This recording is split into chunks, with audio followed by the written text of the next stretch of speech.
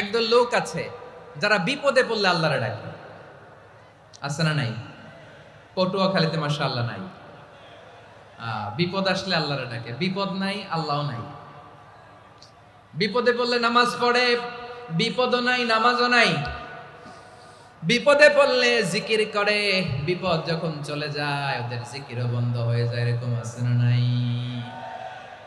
কিছু লোক দেখবেন পরীক্ষা আসলে নামাজ পড়ে, আছে আছে। জেনজি আওয়াজ করো, এরকম আছে? এই কমন পড়ে গেছে, কমন পড়ছে। দেখবেন পরীক্ষার সময় নামাজ পড়ে, পরীক্ষাও নাই নামাজও আছে। এরকম কিছু লোক আছে অসুস্থ হলে আল্লাহরে বড্ড ভালোবাসে, আল্লাহরে খুব ডাকে। অসুস্থ হইলে অসুস্থতাও নাই, আল্লাহ স্মরণও নাই। দেখবেন কিছু লোক নির্বাচন আসলে খুব আল্লাহওয়ালা হয়ে যায়। তখন দেখবেন মাথার মধ্যে হেজাব লাগায়, পাঞ্জাবি লাগায়, আল্লাহওয়ালা হয়ে যায়। নির্বাচনও নাই, এরপরে আল্লাহর কথাও নাই। আছে না নাই?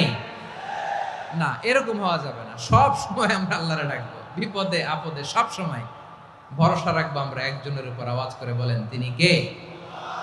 এ কথায় আল্লাহ তাআলা আমাদের চোখে আঙ্গুল দিয়ে জানিয়ে দিলেন, ফাইদা রাকিবু ফিল ফুলকি দা'আউল্লাহা মুখলিসিনা লাহুদ্দিন ফালাম্মা নাজ্জাহুম ইলাল বাররি ইযা হুম ইউশরিকুন। আল্লাহ বলে একদল লোক আছে, তারা যখন নৌযানে চড়ে, জলযানে চড়ে, সাগরের মধ্যে যখন জাহাজে চড়ে, লঞ্চে চড়ে, তারা যখন তুফানের সম্মুখীন হয় তখন তারা আল্লাহরে বড্ড বেশি ডাকে, একান্ত ভাবে ডাকে, বিশুদ্ধ চিত্তে ডাকে। আবার তুফান থেকে তাদেরকে সেফ জোনে নিয়ে, নিরাপদ জোনে নিয়ে যখন বন্দরে আমি আল্লাহ তাদেরকে ভিড়িয়ে দেই, ওই লোকগুলো আবার আমি আল্লাহর সাথে শিরিক করে। এরকম আছে না নাই? জাহাজে উঠছে, সাগরের মাঝখানে তুফান, ওই সময় দেখবেন আল্লাহ কারে কয়। এই কথা তো আপনাদেরকে বোঝানো সহজ, আপনারা তো নদীর দেশের মানুষ। লঞ্চে চড়েন নাই কারা কারা দেখি? লঞ্চে চড়ছেন? হ্যাঁ, লঞ্চে চড়ে নাই এরকম একজনও নাই এখানে। আচ্ছা, লঞ্চে উঠছেন কে কে দেখি? মাশাআল্লাহ মাশাআল্লাহ মাশাআল্লাহ, ঠিক আছে, আপনাদের বোঝানো সহজ। আচ্ছা, লঞ্চে উঠে তুফানের সম্মুখীন হয়েছেন, জলোচ্ছ্বাস সবাই? মাশাআল্লাহ। তো এই ওয়াজ তো আপনাদের মুখস্থ, ঠিক কিনা বলেন? আমার বলার দরকার নাই, বলেন। মাঝ নদী, তুফান, জলোচ্ছ্বাস, জলের মধ্যে উচ্ছ্বাস, ঢেউ, টর্নেডো, সাইক্লোন, মেঘের ঘনঘটা, পরিবেশ ঘুটঘুটে অন্ধকার, লঞ্চ একবার এদিকে আরেকবার ওইদিকে, ভিতরে কি অবস্থা হয় বলেন তো? হ্যাঁ, তখন মুসলিমও আল্লাহর ডাকে, হিন্দু আল্লাহর ডাকে, ঠিক কিনা বলেন? আস্তিক আল্লাহর ডাকে, নাস্তিক আল্লাহর ডাকে, ঠিক কিনা? লঞ্চের ভেতর, স্টিমারের ভেতর কান্নারে রোল পড়ে যায়, চিৎকারের রোল পড়ে যায়, সবার মুখ দিয়ে শুধু একটা আওয়াজ, লা ইলাহা লা ইলাহা লা ইলাহা সুবহানাল্লাহ আলহামদুলিল্লাহ লা ইলাহা। আল্লাহ নামের জিকির করবে যারা, আল্লাহর কাছে প্রিয় তারা, আল্লাহর কাছে প্রিয় যারা, জান্নাতে প্রবেশ করবে তারা। জোরে লা ইলাহা লা ইলাহা ইল্লাল্লাহ লা ইলাহা ইল্লাল্লাহ মুহাম্মাদুর রাসূলুল্লাহ সাল্লাল্লাহু আলাইহি ওয়াসাল্লাম। আমার প্রিয় পটুয়াখালীবাসী, তাহলে লঞ্চের ভেতরে যখন আমরা তুফানের মধ্যে পড়ি তখন সবাই মিলে আমরা একটা নামের জিকির করি। নামটা কার? মুসলমানেরাও ডাকে, হিন্দুরাও ডাকে, আস্তিকও ডাকে, নাস্তিকও ডাকে, সবাই ডাকে একজনকে, তিনি কে? আবার দেখবেন ওই আল্লাহ তুফানের পরে ঝড়ের পরে ওই লঞ্চটাকে যখন সদর ঘাটে ফিরিয়ে দেয়, আবার আমরা নাফরমানি শুরু করে দেই। সে কোথায় আল্লাহ বললেন, ফাইদা রাকিবু ফিল ফুলকি দা'আউল্লাহ মুখলিসিনা লাহুদ্দিন ফালাম্মা নাজ্জাহুম ইলাল বাররি ইযা হুম ইউশরিকুন। সাগরে যখন তুফানে পড়ে আমি আল্লাহর ডাকে, আবার আমি আল্লাহ যখন বাঁচিয়ে দেই, আবার আমি আল্লাহর সাথে শিরিক শুরু করে, আমরা কি এরকম হতে চাই নাকি? এরকম করবেন? হ্যাঁ না, আমরা তুফানে পড়লেও আল্লাহরে ডাকি, আবার বাঁচায় দেওয়ার পরেও ডাকি কারে? আল্লাহকেই ডাকি। বিমানের মধ্যে মাঝে মাঝে দেখবেন যে এয়ার টার্বুলেন্স হয়, জানেন? এয়ার টার্বুলেন্স জানেন তো? মাঝে মাঝে বিমানটা বাউন্সিং করে, বাম্পি, ভেরি বাম্পি ওয়েদার। শোনেন নাই? 40,000 ফিট উপরে যখন থাকে তখন পাইলট মাঝে মাঝে বলে, dear passengers, ladies and gentleman, right now we are flying 40,000 feet above the ground and we are passing very air turbulence, very heavy air turbulence right now. Please fasten your seat belt. দেখবেন মাঝে মাঝে বলে যে, ভদ্র মহিলা, ভদ্র মহোদয়গণ, আমরা 40,000 ফিট উপর দিয়ে যাচ্ছি আর এয়ার টার্বুলেন্স ফেস করছি, মেহেরবানি করে আল্লাহর হস্তে সিট বেল্ট বাঁধুন। তখন বিমানটা এরকম বাউন্সিং করে, শেকিং করে। আপনারা মুখোমুখি হয়েছেন? ইদানিং এই এয়ার টার্বুলেন্স বেড়ে গিয়েছে। গত বছর আমার ইন্টারন্যাশনাল অনেকগুলো ফ্লাইট ছিল, তো আমি দেখলাম যে আগের ফ্লাইটগুলোর তুলনায় এখন এয়ার টার্বুলেন্স খুব বেশি। আমি একটু রিসার্চ করে দেখলাম, ক্লাইমেট চেঞ্জের কারণে, জলবায়ু পরিবর্তনের কারণে আকাশের বাতাসের মুভমেন্টে পরিবর্তন হয়েছে, ফলে এখন বিমান শেকিং করে বেশি, বাউন্সিং, বাম্পি ওয়েদার। তো বলেন তো, 40,000 ফিট উপরে যখন আপনি, কয় হাজার ফিট? সবাই বলুন, কয় হাজার ফিট? 40,000 ফিট উপরে যখন আপনি, তখন যখন বিমানটা এরকম বাউন্সিং করে, সবাই যখন ভমিটিং করে বিমান নষ্ট করে দেয়, বমি করে, তখন বাঁচানোর কে আছে আল্লাহ ছাড়া? কেউ আছে? ওই মুহূর্তেও সবাই মিলে একজনের ডাকে আওয়াজ করে বলেন, তিনি কে? মাঝে মাঝে কিছু সোশ্যাল মিডিয়ায় কিছু ভিডিও পাওয়া যায় যে হেভি যখন এয়ার টার্বুলেন্স হয়, 10 সেকেন্ড 15 সেকেন্ডের কিছু ভিডিও পাওয়া যায়, বিমানটা এরকম বাউন্সিং করছে, বাম্পি ওয়েদার, কাঁপছে, মানুষগুলো বমি করছে, অক্সিজেন মাস্কগুলো সব ঝুলে পড়েছে, বিমানটা শুধু কাঁপছে। তখন দেখবেন বিমানের ভেতরেও এরকম লঞ্চের মতো চিৎকার আছে না নাই? বিমানের ভেতরেও তখন চিৎকার। গত বছর হিথ্রো এয়ারপোর্ট থেকে সিঙ্গাপুর এয়ারলাইন্সের একটা ফ্লাইট, হিথ্রো টু চাঙ্গি, একটা ফ্লাইটে এমন বেশি এয়ার টার্বুলেন্সের শিকার হয়েছিল ওই এয়ারক্রাফটটা, 33 জন যাত্রী সেখানে আহত হয়েছে, একজন যাত্রী নিহত হয়েছে। কেবিন ক্রুজ, এয়ার হোস্টেস যারা আছে, একজনের নাক ফেটে, চোখ ফেটে, কপাল ফেটে, ব্লিডিং হয়ে শয়লা। প্রিয় ভাইয়েরা, ওই 40,000 ফিট উপরে বিমানটা যখন কাঁপবে, তখন আমাদেরকে আল্লাহ ছাড়া আর কেউ বাঁচানোর আছে? এত আস্তে বললে হবে? ওই কঠিন মুহূর্তে আমার বাবা আমারে বাঁচাতে পারে, আমার বন্ধু আমারে বাঁচাতে পারে। এই গ্রাউন্ডে, জমিনের বুকে আমার প্রোটোকল, আমার ক্ষমতা, আমার দাম্ভিকতা, কোনো কিছু আমারে বাঁচাতে পারে একজন ছাড়া। চিল্লায় বলতে হবে, তিনি কে? সে আল্লাহ বললেন, গোলাম, আমি বিপদের সময় ঠিকই তোমাদের বাঁচিয়ে দেই। ওই বিমানের ভেতরে 40,000 ফিট উপরে যখন তোমরা এয়ার টার্বুলেন্সের শিকার হও, তখন নাস্তিকও আল্লাহরে ডাকে, হিন্দু আল্লাহরে ডাকে। জোরে বলেন ঠিক কিনা? আবার বিমানটা যখন শান্ত হয়ে যায়, একটু পরেই বিমানের স্ক্রিনের মধ্যে হিন্দি সিনেমা খোঁজে। বিমানের স্ক্রিনে কিন্তু বিশাল ওখানে আফলাম ফিল্মের একেবারে বোঝাই করা। বিমানটা শান্ত হলে আবার হিন্দি সিনেমা দেখা শুরু করে। একটু আগে ডাকছিল কারে? দেখবেন বাংলাদেশে আমাদের ক্রিকেটাররা যখন অন্য কোনো দেশের সাথে খেলে, অনেক সময় এমন হয়, বল বাকি একটা, রান দরকার 6টা। বল বাকি কয়টা? পটুয়াখালী বোঝে নাই বোধহয়। বল বাকি কয়টা? রান দরকার। আপনি দেখবেন ক্যামেরাম্যান তখন গ্যালারিতে খালি দেখায় দর্শকদের যে কি অস্থিরতা। হিপ হপ স্টাইলের মেয়েটা, যে মেয়েটার ওড়না এতক্ষণ ছিল গলায়, এতক্ষণ কইছিল, ওই মেয়েটা দেখবেন ওড়নাটা টেনে মাথায় দিয়ে এরকম মুনাজাত ধরতেছে, আল্লাহ আল্লাহ একটা ছক্কা, আল্লাহ আল্লাহ আমার লাল সবুজের পতাকারে তুমি অপমানিত কইরো না আল্লাহ। ইন্ডিয়ার সাথে আমাদের খেলা আল্লাহ, আল্লাহ একটা ছক্কা, একটা একটা পুরো পুরো খেলা জুড়ে এই মেয়ের ওড়না ছিল গলায়, কিন্তু যখন এক বলে 6 রান দরকার ওড়না চলে আসছে কোথায়? মাথায়। আবার মুনাজাত আছে না নাই? ঠিকই বাংলাদেশের দামাল ছেলে এমন এক শট মারলো, বল চলে গেল স্টেডিয়ামের বাইরে, ছক্কা, জিতে গেলাম আমরা। পুরো স্টেডিয়াম জুড়ে চিৎকার, হই হুল্লোড়, মৌজ মাস্তি। যেই মেয়েটা মাথার মধ্যে ওড়না দিয়ে এতক্ষণ সুবহানাল্লাহ সুবহানাল্লাহ বলে আল্লাহর কাছে দোয়া করেছে, ওই মেয়ে এখন আবার ওড়না ফেলে দিয়ে নাচা শুরু করে দিয়েছে। তাহলে আল্লাহর ভয়, আল্লাহর প্রতি আস্থা, বিশ্বাস, ভালোবাসা, এটা কি ক্ষণিকের জন্য?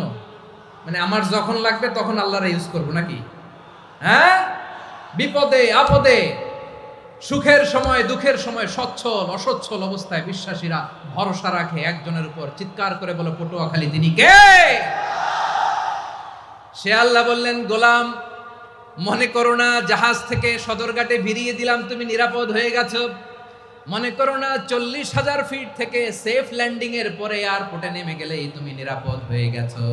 ও মিয়া, বিপদ কি শুধু সাগরে আর আকাশে? ঘরের বিপদও, ঘরের ভেতরও বিপদ আসতে পারে কি পারে না? এজন্য সূরা মুলক আল্লাহ বললেন, আমিনতুম মান ফিস সামাই আন ইয়াখসিফা বিকুমুল আরদা ফাইযা হিয়া তামুর। তোমরা কি ভাবছো তোমরা নিরাপদ? সাগরের মধ্যে তুফান, আল্লাহ আল্লাহ ডাকলাম, সদরঘাটে যেয়ে পড়ছি, বাইসে গেছেন তো আপনি। আর পাবে আপনারে আল্লাহ? আল্লাহরে তো সাগরের মাঝখানে তো আল্লাহ আপনারে পাইছিল, আর তো পাবে না। আর পাবে আপনারে? আর আল্লাহ ধরতে পারবে আপনারে? ঘরের ভেতরও বিপদ দিয়ে আটকাতে পারে কে?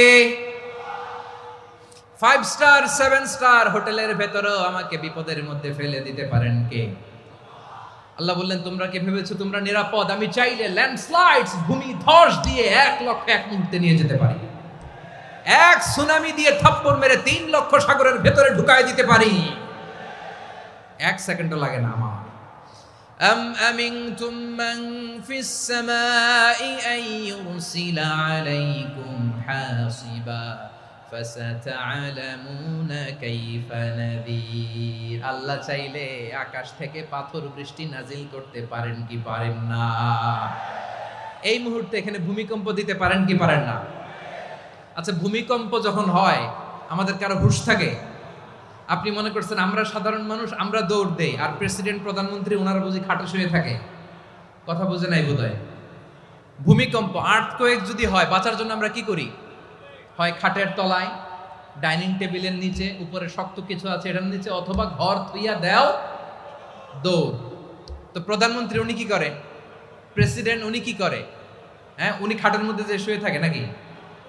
উনিও দৌড়, সাধারণ মানুষও দৌড়, প্রধানমন্ত্রীও দৌড়, বাড়িওয়ালাও দৌড়, ভাড়াটিয়াও দৌড়, সবাই দৌড়। নাকি ভাড়াটিয়ারা বাড়ি থুইয়া দৌড়, বাড়িওয়ালারা আর বেরোয় না? এরকম না। তাহলে যে কোনো মুহূর্তে ভূমিকম্প দিয়ে নাস্তানাবুদ করতে পারে কে? আমার প্রিয় ভাইয়েরা, আমরা নিরাপদ নই, আমরা তার দয়ায় বেঁচে আছি। কার দয়ায়? এজন্য আল্লাহ বললেন, গোলাম যে কোনো মুহূর্তে বিপদ দিয়ে তোমাদেরকে নাস্তানাবুদ করতে পারি। বিশ্বাসী বলে যদি নিজেকে দাবি করো, সব সময় ডাকতে হবে একজন সত্তাকে। বলেন তিনি কে? এই কথা ক্লিয়ার? এই সবগুলো উদাহরণ শেষে সবার কাছে ক্লিয়ার হয়েছে না যে বিপদ থেকে, আপদ থেকে, পরীক্ষা থেকে, ক্যালামিটি থেকে আমাদেরকে কেউ বাঁচাতে পারে না একজন সত্তা ছাড়া। আবারও বলেন তো তিনি কে? ক্লিয়ার? হ্যাঁ, সবাই বুঝতে পারছেন? আচ্ছা, এবার আমরা দেখি বিষ্ণু ঈসা ইসলামের জীবনে বিপদ আপদ ছিল কিনা। উনি বিপদ আসলে কিভাবে ডিল করতেন, বিপদ আসলে কোন দোয়া পড়তে হয়, কিভাবে ফরিয়াদের হাত উত্তোলন করতে হয়, কিভাবে রবের দরবারে নতজানু হয়ে ফরিয়াদ করতে হয়, এটা জানার দরকার আছে না নাই? আসুন আমরা বিষ্ণুনবীর জীবনী থেকে দেখি বিপদ আসলে উনি কি করতেন। বিপদ আসলেই প্রথমে বিষ্ণু ঈসা ইসলাম একটা দোয়া পড়তেন। কি পড়তেন? তিনি পড়তেন, ইন্না লিল্লাহি ওয়া ইন্না ইলাইহি রাজিউন। নিশ্চয় আমরা আল্লাহর জন্য, নিশ্চয় আমরা কার দিকে ফিরবো ভাই? আবার কার দিকে ফিরবো? আওয়াজ করে বলুন তো, আমরা এসেছি কার কাছ থেকে? আবারও ফিরে যাব কার কাছে? এজন্য বিষ্ণুই পড়ছেন ইন্না লিল্লাহি ওয়া ইন্না ইলাইহি রাজিউন। নিশ্চয় আল্লাহর জন্য, ওই আল্লাহর দিকেই আমরা ফিরে যাব। তারপরে বিষ্ণুই পড়তেন আল্লাহুম্মা আজুরনি ফি মুসিবাতি ওয়াখলুফ লি খায়রাম মিনহা। একসাথে প্রথমে পড়তেন ইন্না লিল্লাহি ওয়া ইন্না ইলাইহি রাজিউন, তারপর পরই পড়তেন আল্লাহুম্মা আজুরনি ফি মুসিবাতি ওয়াখলুফ লি খায়রাম মিনহা। মানে আল্লাহ, এই যে আমি বিপদে ধৈর্য ধারণ করলাম, এটার সব তুমি আমার দাও, আর যেটা হারালাম এর চেয়ে ভালো কিছু দিয়ে মেকআপ করে দিও, ভালো কিছু দিয়ে বদল করে দিও। সুবহানাল্লাহ পড়েন। তাহলে বিপদ আসলে আমরা কি পড়ব? কথা বলেন। এই যে আমি শুয়েছিলাম, নাশিদ গাচ্ছিল ওরা, এদেশে পরস্পরে দেখা হলে দেয় সালাম, এদেশে আমজনতার হৃদয় জুড়ে পাকালাম, এদেশে বিপদ এলে সর্বজনে সর্বক্ষণে দোয়া পড়ে ইন্না লিল্লাহ। কি পড়ে? সুবহানাল্লাহ সুবহানাল্লাহ সুবহানাল্লাহ সুবহানাল্লাহ। এদেশে আজান শুনে সূর্য ওঠে শহর গ্রামে, এদেশে আজান শুনে সূর্য ডুবে সন্ধ্যা নামে, এদেশে সকল কাজে সবাই বলে বিসমিল্লাহ, এদেশে ভালো কিছু দেখে শুনে হাসি মুখে সবাই বলে মাশাআল্লাহ। সুবহানাল্লাহ পড়েন। তাহলে বিপদ এলে আমরা কি পড়ি? কথা বুঝলে সবাই উত্তর দিতে হবে। বিপদ এলে কি পড়ি? তাহলে বিপদ এলেই আমরা এখন থেকে ইন্না লিল্লাহ পড়বো, নাকি হাই হুতাশ করবেন? একদল আছে হাই হুতাশ করে, হায় আল্লাহ রে মোর কি হইল রে, মুই কি হরমু রে, মুই কমবে জামু রে। আছে না নাই? এরকম বিলাপ করতে নিষেধ করেছেন বিশ্বনবী। কি করব, কই যাব, কি হবে, হায় হায়, এরকম হাহুতাশ আছে না নাই? বিশ্বাসীরা হাহুতাশ করে না, তারা ইন্না লিল্লাহ পড়ে। কি পড়ে মনে থাকবে? আমরা পড়ব ইন্না লিল্লাহি ওয়া ইন্না ইলাইহি রাজিউন। নিশ্চয়ই আমরা আল্লাহর জন্য, আমরা আল্লাহর দিকেই ফিরে যাব। এরপর পড়ব আল্লাহুম্মা আজুরনি ফি মুসিবাতি ওয়াখলুফ লি খায়রাম মিনহা। আল্লাহ, আমি যে বিপদে ধৈর্য ধারণ করলাম এটার সওয়াব দিও, আর যা হারালাম তার চেয়ে ভালো কিছু দিয়ে বদল করে দিও। সুবহানাল্লাহ পড়েন। বিশ্বনবীর হাদিস শুনলেন উম্মে সালামা রাদিয়াল্লাহু তাআলা আনহা। ওনার স্বামী হলো আবু সালামা। মজার ঘটনা খেয়াল করে শুনেন আমার প্রিয় কলিজার টুকরা ভাইয়েরা। কানগুলো খরগোশের কানের মতো খাড়া করে আমার দিকে তাকান। সাইয়্যিদাতুনা উম্মে সালামা রাদিয়াল্লাহু তাআলা আনহা, ওনার স্বামীর নাম আবু সালামা। শ্রেষ্ঠ দম্পতি, শ্রেষ্ঠ ফ্যামিলি। প্রথমে হিজরত করেছিলেন হাবাসায়, পরে হিজরত করেছেন মদিনায়। উহুদ যুদ্ধের পরে ওনার স্বামী আবু সালামা ইন্তেকাল করলো, শহীদ হলো। সুবহানাল্লাহ পড়েন। যখন আবু সালামা ইন্তেকাল করলো, উম্মে সালামা রাদিয়াল্লাহু তাআলা আনহা কেঁদে কেঁদে হয়রান। আর নবীর শিখানো বাণী অনুযায়ী তিনি বারবার পড়ছিলেন ইন্না লিল্লাহ। কি পড়ছিলেন? জামু কি হরমু এগুলো বলে নাই। কি বলছে? ইন্না লিল্লাহ। যেহেতু বিশ্বনবী বলেছেন কেউ যদি বিপদের প্রথম ধাক্কায় পড়ে ইন্না লিল্লাহি ওয়া ইন্না ইলাইহি রাজিউন, আল্লাহুম্মা আজুরনি ফি মুসিবাতি ওয়াখলুফ লি খায়রাম মিনহা, তাহলে এই বিপদে যে সে যা হারালো তার চেয়ে শ্রেষ্ঠ কিছু দিয়ে আল্লাহ তার বদল দিয়ে দিবে। এই হাদিস শুনে উম্মে সালামা রাদিয়াল্লাহু তাআলা আনহা ওনার প্রাণ প্রিয় স্বামী আবু সালামার ইন্তেকালের পরে চোখের পানি ছাড়ে আর পড়ে ইন্না লিল্লাহি ওয়া ইন্না ইলাইহি রাজিউন, আল্লাহুম্মা আজুরনি ফি মুসিবাতি ওয়াখলুফ লি খায়রাম মিনহা। বারবার এই দোয়া পড়ে চোখের পানি ছাড়ে, এই দোয়া পড়ে চোখের পানি ছাড়ে, আর মনে মনে বলে আবু সালামার মতো ভালো মানুষ মদিনাতে নাই, আবু সালামার চেয়েও ভালো মানুষ মদিনাতে নাই, তার চেয়ে ভালো মানুষ কি করে আল্লাহ তাআলা আমারে দিবে, তার চেয়ে ভালো মানুষ তো আমি মদিনাতে দেখি না। চোখের পানি দিয়ে বুক ভাসায় আর নবীর হাদিসের উপর আমল করে পড়ে ইন্না লিল্লাহি ওয়া ইন্না ইলাইহি রাজিউন, ইন্না লিল্লাহি ওয়া ইন্না ইলাইহি রাজিউন। পড়তে পড়তে চোখের পানি ছাড়ে আর চিন্তা করে বিশ্বনবী বললেন এই দোয়া পড়লে যেটা হারালাম তার চেয়ে ভালো কিছু দিয়ে আল্লাহ পুরস্কার দেয়। আবু সালামার চেয়ে ভালো মানুষ মদিনার মধ্যে আর কে হতে পারে? কি আজীব তামাশা, কি অবাক করা ঘটনা। কিছুদিন পরে দেখা গেল সাইয়্যিদুল মুরসালিন রাহমাতাল লিল আলামিন স্বয়ং বিশ্ব নবী উম্মে সালামাকে বিয়ের প্রস্তাব পাঠিয়েছে। স্বয়ং বিশ্বনবী উম্মে সালামা রাদিয়াল্লাহু তাআলা আনহাকে বিয়ের প্রস্তাব পাঠিয়েছেন, উনি রাজি হয়ে গেলেন, বিয়ে হয়ে গেল, উনি হয়ে গেলেন উম্মুল মুমিনিন, আমাদের মা, পুরো মুসলিম উম্মার মা। চিৎকার করে বলেন আল্লাহু আকবার। তাহলে আমার প্রাণপ্রিয় ভাইয়েরা, বিপদে পড়লে আমরা পড়বো ইন্না লিল্লাহি ওয়া ইন্না ইলাইহি রাজিউন। আল্লাহুম্মা